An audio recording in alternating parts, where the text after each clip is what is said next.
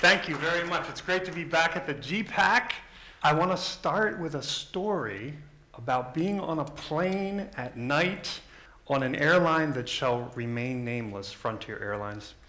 And I was reading on my iPad, and the flight attendant, he got on the intercom and he said, "We have a passenger that lost their phone. So if you could please just take a moment to look around your chairs." I stopped what I was doing, turned my iPad over, and used the light to look on the floor. And he continued and said, "We're looking for a purple iPhone.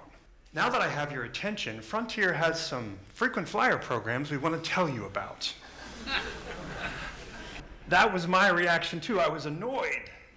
So I thought it was no big deal, and I went back to reading, or so I thought, because I got really agitated that he had done that. Now, I don't know about you, but when I'm feeling like my subconscious is trying to tell me something, I like to pay attention. Because my agitation was not commensurate with what he did. Okay, so he stole 7 seconds from me. Not a big deal. What I figured out was he had offered an opportunity to connect with someone and then took it away. He offered an opportunity for empathy, because who here enjoys losing their cell phone? And that was the reason why I was so annoyed by it. We were made for connection.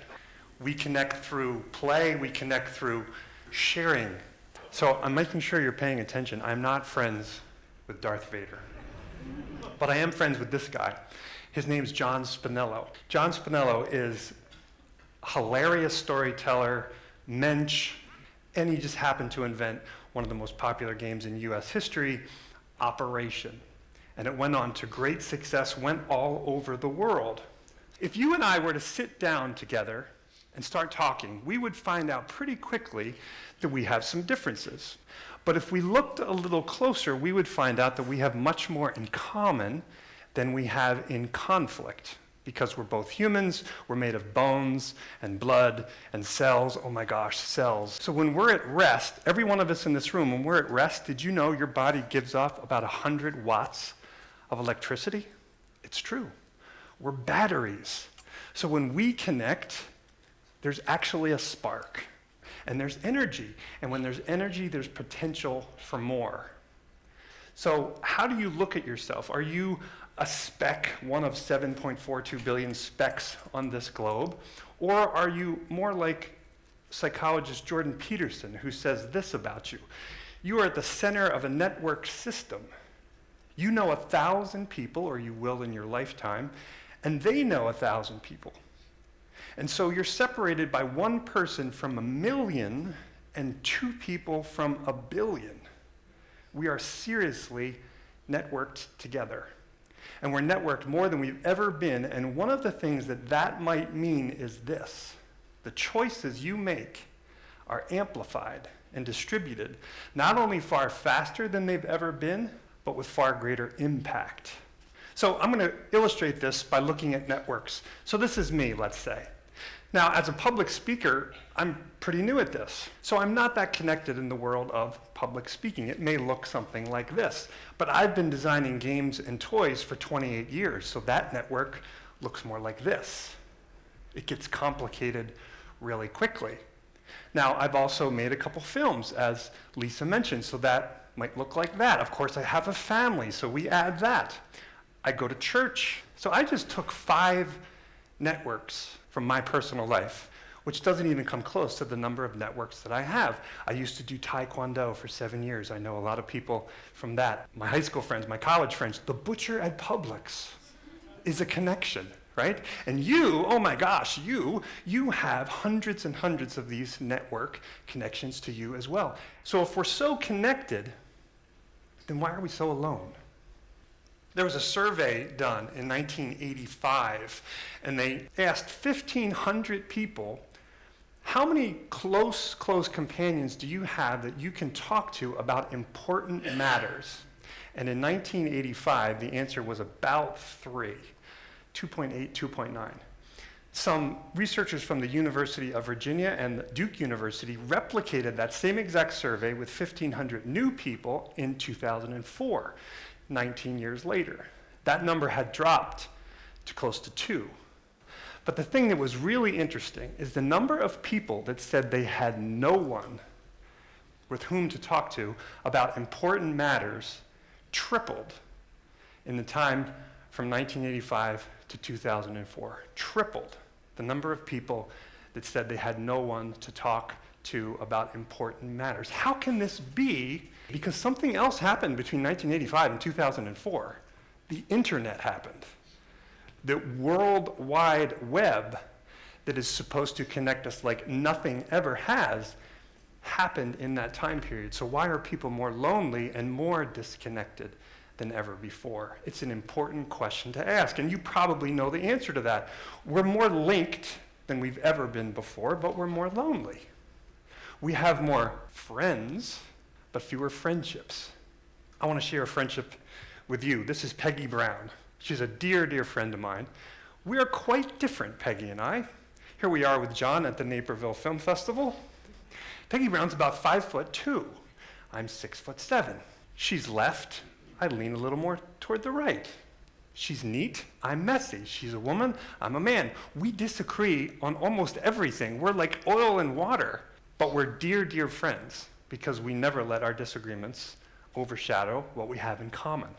And one of the things we have in common that is really cool is our friendship with John Spinello. And he can tell you a little bit about how Operation came to be. I wanted to do a game, and I based on putting the pin in the light socket. I said, that's neat. If I could do that in a game and shock some kids, I think that might be a hit. Operation! It's Operation, Milton Bradley's goofy game for dopey doctors. Here's your patient.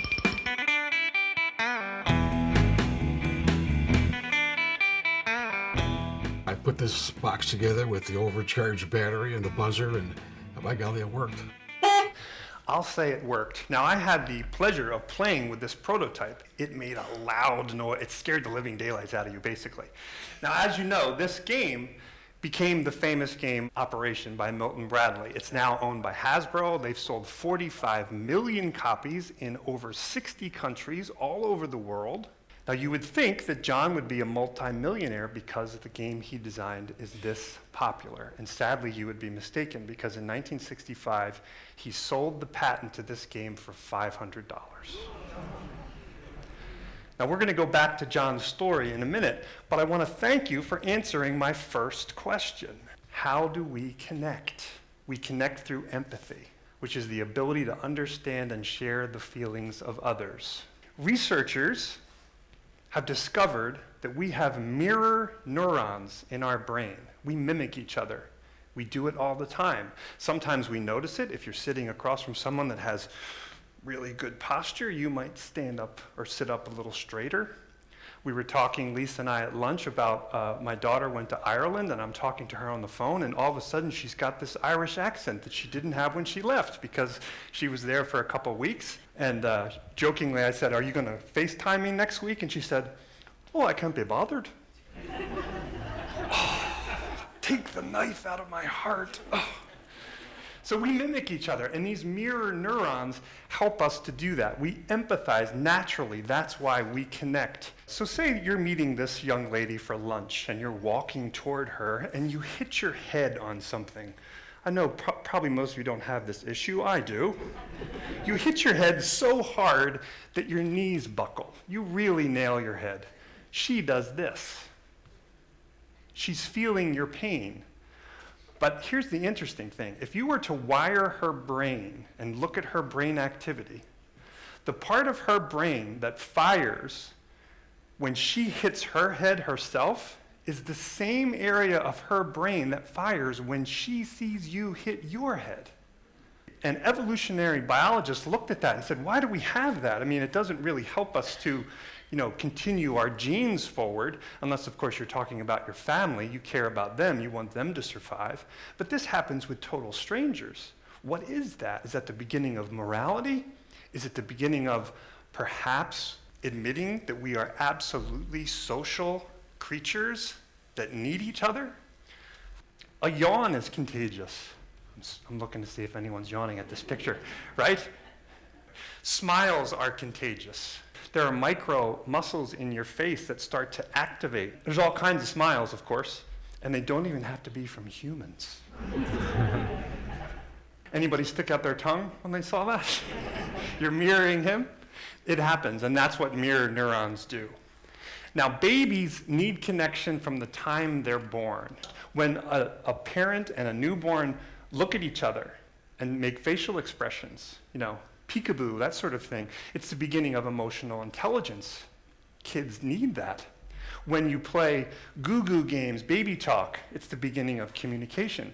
Kids need that. Is it any wonder that we don't outgrow this need to connect? Because we've needed it since the moment we were born. So as we get a little older, something really interesting happens. How many people here had a career where the skills that they learned or discovered when they were kids were used in that career in some way, shape, or form? A few hands, yeah. A lot of architects played with Lego blocks. I am convinced of that. A lot of nurses took care of dolls and their pets. A lot of mechanics, engineers, people that love objects, tinkered with their bicycles as kids. This is how John Spinello played as a kid. My buddy Bob and I, we lived by our wits and we played by our wits. And we were walking over this sort of grate. We looked down and there was money down there. Quarters, dimes, nickels. That was big. Now how can we reach way down and get it? Well, it was a hot summer day. So we got a great big branch, took some of the tar off the sidewalk, put it on the end of the stick, and fished out all these coins. We probably had 75, 80 cents worth of silver coins. We got the last one out, and this big, huge guy comes walking out of the building. That's my money.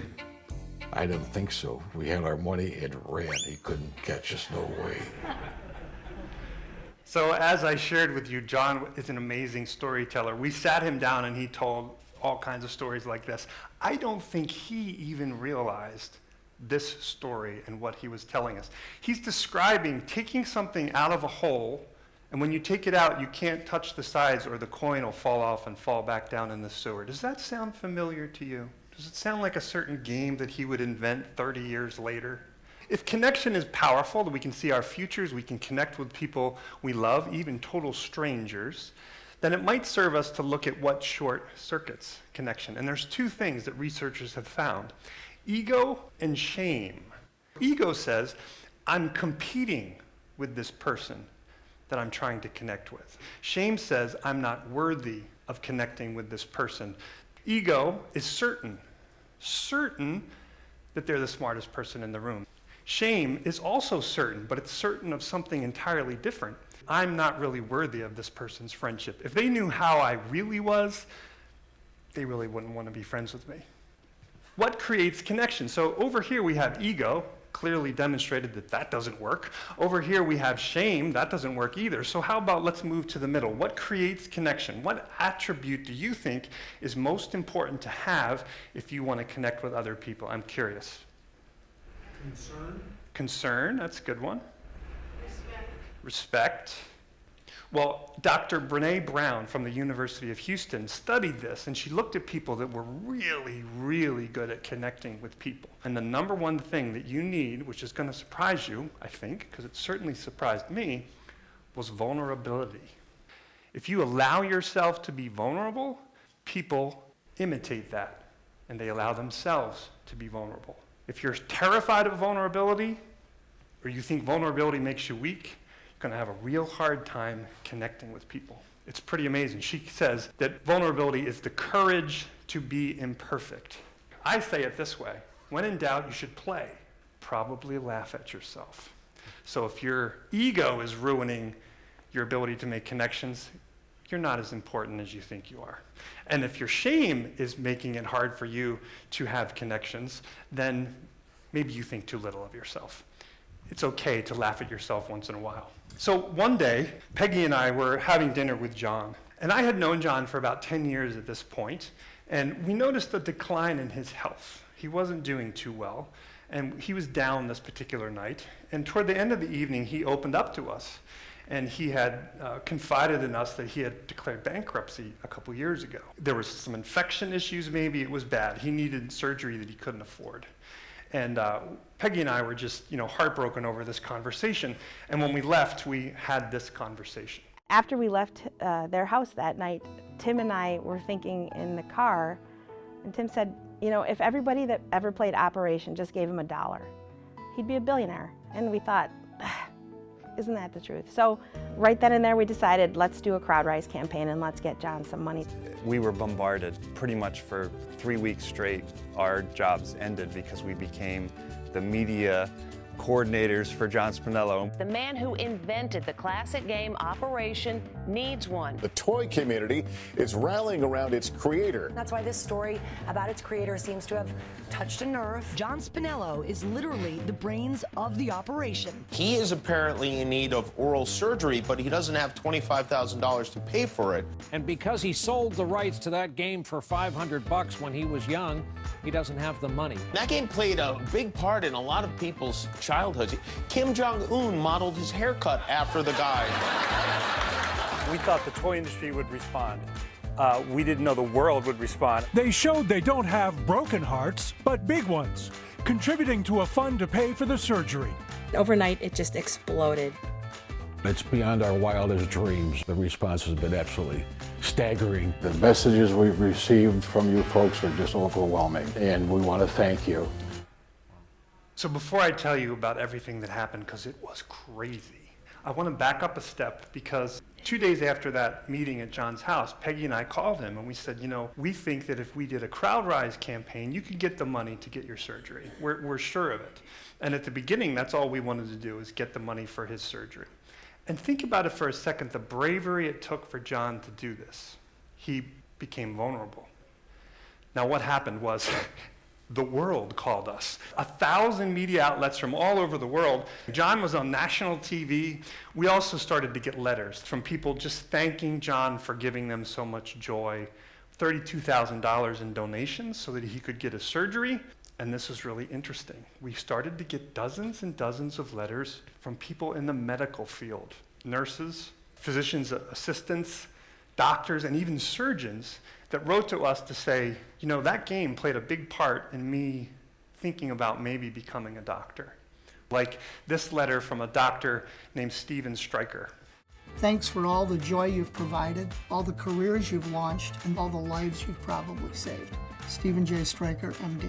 There's a number of reasons that Operation, the board game, has been significant in my life. Not only was it an early indicator that I could gain some skills that might lead to a career in surgery, but also, in hindsight, it represented one of the earliest surgical simulators. I think virtually every surgery that I perform these days is easier to complete than to remove the writer's cramp pencil from the Operation board game. So little Stevie Stryker needed surgery when he was 11 years old. And it was pretty serious surgery, but he recovered okay, and a family member gave him an Operation game. And in the letter that he wrote to John, he credits the game for starting his interest in medicine, but specifically surgery. What is he today? He teaches surgery at Northwestern Hospital to other doctors. And least you think that he's exaggerating and he's really not that into Operation. We go to Northwestern, we sit down in his office, he pulls out this game from when he was 11. And as amazing as that is, it's not the most amazing story of doctors writing to us. We got a letter from Dr. Andrew Goldstone. Little Andy Goldstone played Operation when he was a kid. 30 years later, Andrew Goldstone is a surgeon who specializes on the thyroid gland. And when you have thyroid cancer and they have to take that out, there are very sensitive nerves that run inside the thyroid gland and apparently behind it. And if you're not careful as a surgeon and you hit one of those nerves, you can make your patient hoarse or maybe even paralyze their vocal cords. So it's a big deal.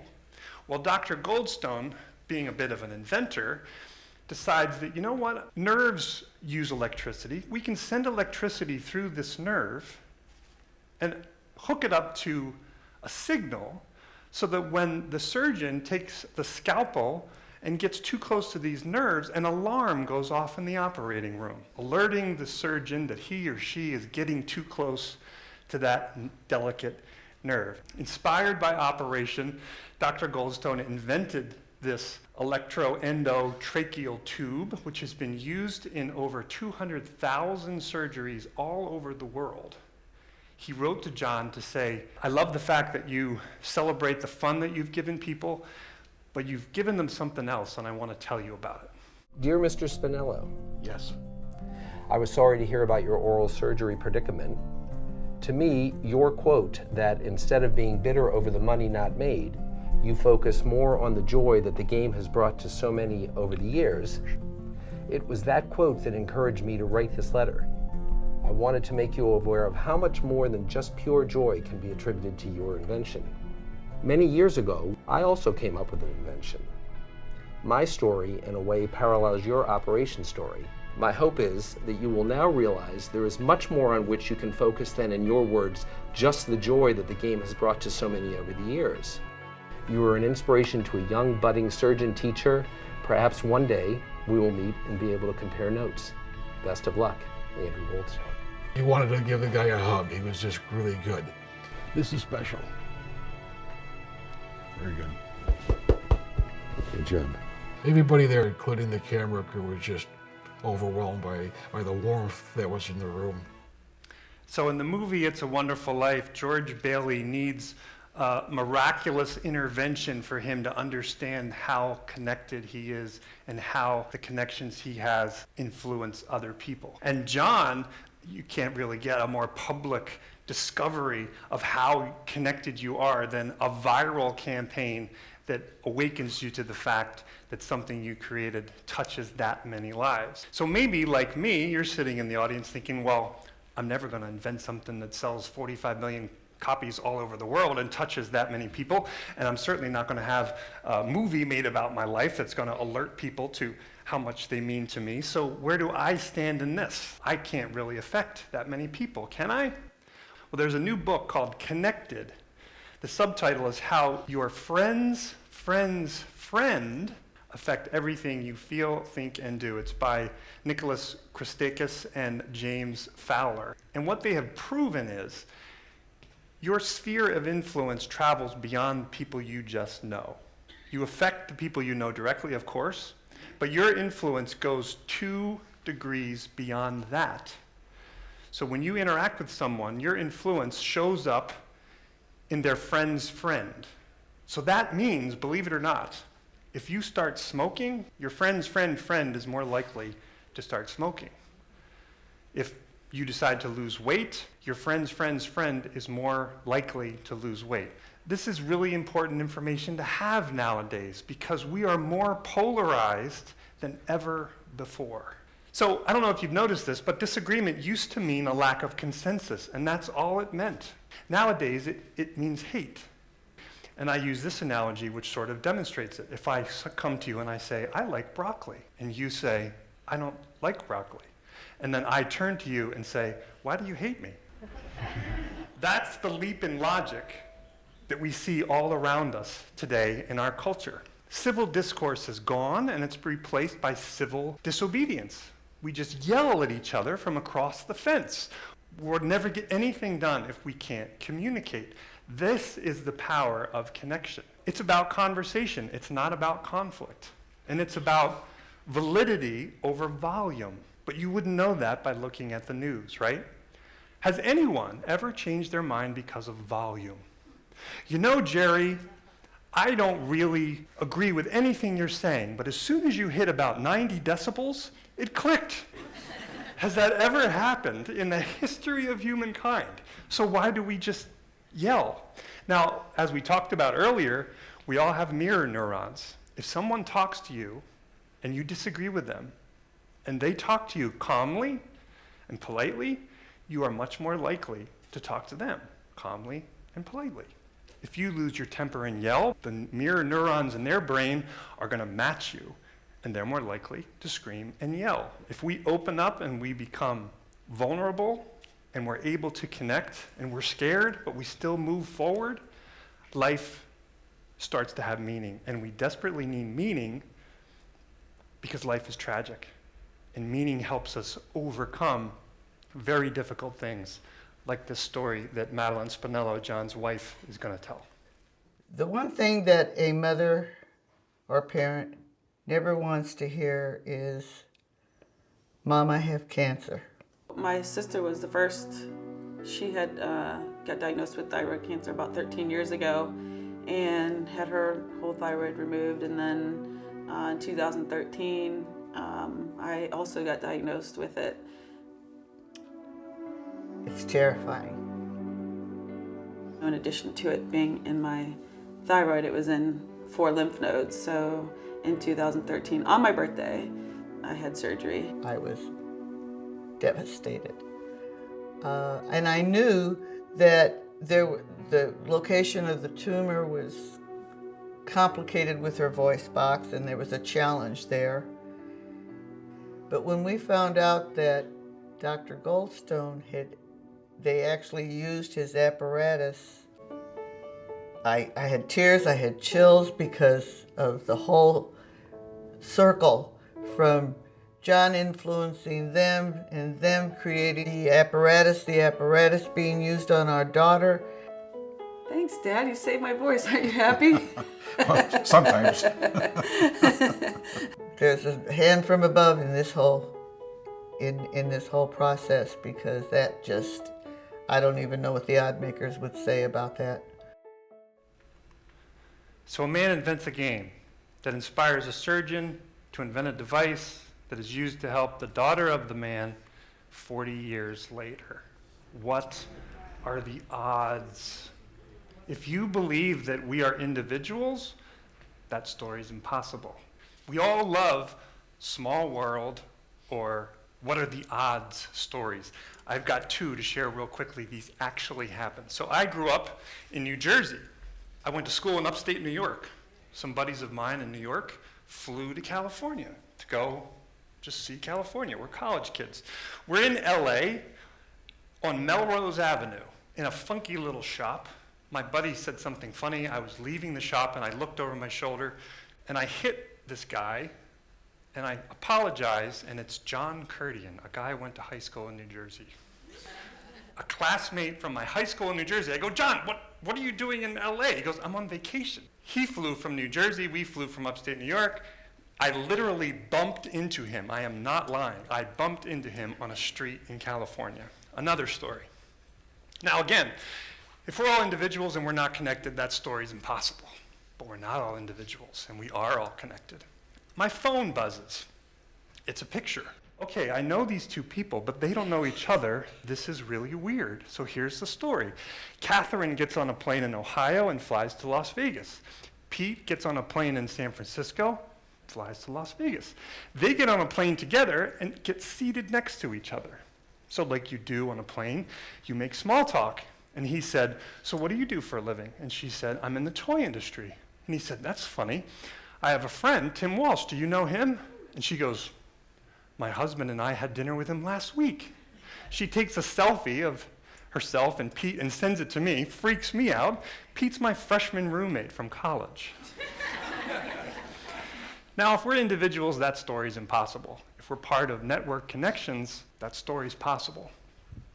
So it seems to me we have 2 choices. We can think that we're just, connected to the people around us, our family, our immediate friends, and that's the end of it, or we can choose to believe that we're part of very sophisticated networks. It seems to me, and I hope, that you're in this camp over here. And if you're with me in this camp over here, that means we have 2 choices. If everything we do matters and is amplified really powerfully and really quick, everything we do for the positive can affect people, and everything we do for the negative can also affect people. So think about that the next time you talk to someone, or yell at someone, or share something, or open yourself up a little bit to be a little more vulnerable and just maybe connect with someone.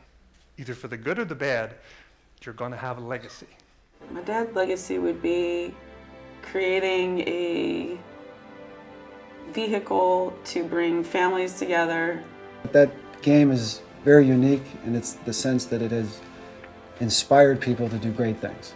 To make people happy, to save and change lives. His legacy is ongoing. It isn't completed yet because that game is still inspiring people today. What do you want to be when you grow up? A doctor.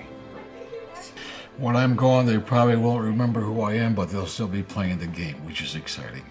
That'll be basically the legacy. Well, if Cavity Sam were to have a new game come out, and it was furnished by John Spinello, the heart wouldn't be broken anymore. It would be a whole heart because of everybody out there doing for us what they did.